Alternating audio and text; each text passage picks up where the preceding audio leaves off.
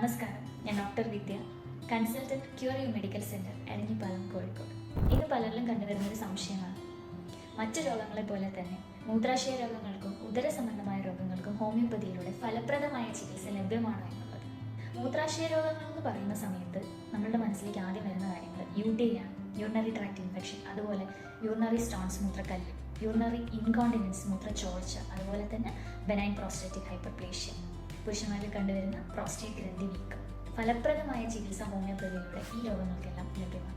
അതേപോലെ തന്നെ വളരെ പ്രധാനമായി വരുന്നതാണ് ഉദര സംബന്ധമായ രോഗങ്ങൾ.